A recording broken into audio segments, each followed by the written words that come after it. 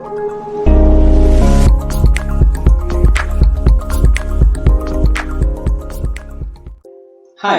welcome. I am here to start with a video series on vector algebra. When we say vector algebra, usually addition, subtraction, multiplication, etc. the operations they do under vector algebra. There is one more vector algebraic operation, that is scaling of vector. Usually, scaling of vector is neglected by most of us. But vector scaling has indefinite applications. So I am going to start my video series with scaling of vector. So let us see how to scale a vector. We know that term scaling is connected with either increasing or decreasing dimension, isn't it? So we scale something to a small value, or we scale it up or scale it down. So this is a common word we usually use. So vector scaling is also something similar. Usually scaling of vector is ignored when it comes to vector algebra. So scaling is basically nothing but multiplication by a scalar. So if you have a vector A and if you multiply that vector by some scalar quantity, then we can say that your vector is scaled. So let me consider that scalar to be some quantity alpha. Now based on the scalar value alpha, your vector is going to change its magnitude. So as you can see, I have taken 1, 2 and 3 cases. So in the first case, I just want to check what will happen to my vector if alpha is 1. If alpha is 1, a vector will remain as a vector. Agree? A vector will remain as a vector. So this is my a vector which I have considered. So that will remain as a vector. So my vector will remain as same vector, in the same direction and same magnitude. Now second case, let us consider if alpha is more than 1. So any case when alpha is greater than 1. So let us consider alpha is 2. Then my a vector changes to 2 times a vector. Right? 2 times a vector.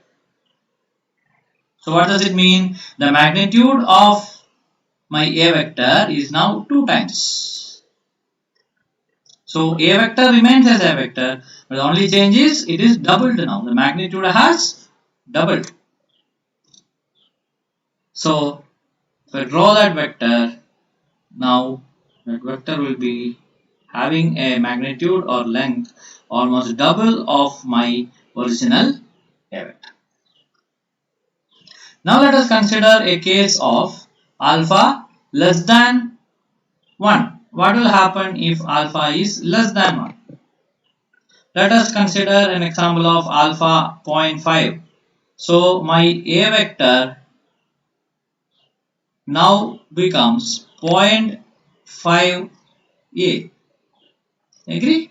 0.5a. What does it tell you? A remains as a, but its magnitude will be multiplied by 0.5 or reduced by 0.5. So my new vector will look like something like this. Half of this. Okay, only half of this.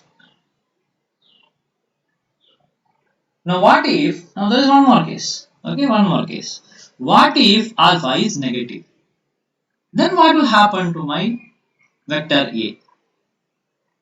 So if alpha is negative, that is less than 0. So all those cases were when alpha was positive or alpha greater than 0. Now what if alpha is less than 0? For example, if I take a vector multiplied by minus 1a. So my alpha is now minus 1, which is less than 0. So what will happen?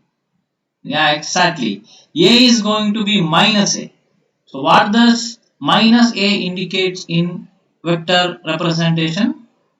It is the same vector, okay, because it's a itself. It's the same vector but with a negative sign. So it's the same vector in opposite direction. That's the meaning.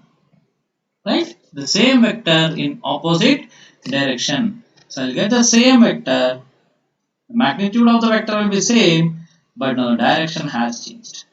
So if you want to change the direction of your vector, you have to just multiply it with minus 1, or you have to scale it with minus 1. Now if you take another example of A, okay, that is alpha minus 2. If alpha is minus 2, then what happens? If alpha is minus 2, then my A changes as, A vector changes as minus 2A, right? Changes as minus 2A. So if this is my A, if I take the same reference, then my minus 2A will be double of this, right? Double of this, but in opposite direction. Double of this, almost double of this, but in opposite direction. Okay, so this is when A is minus 2A. See, vector scaling is that simple. If you have learned something from this video, please like this video, share with your friends, and subscribe my channel. Together we learn. Bye for now.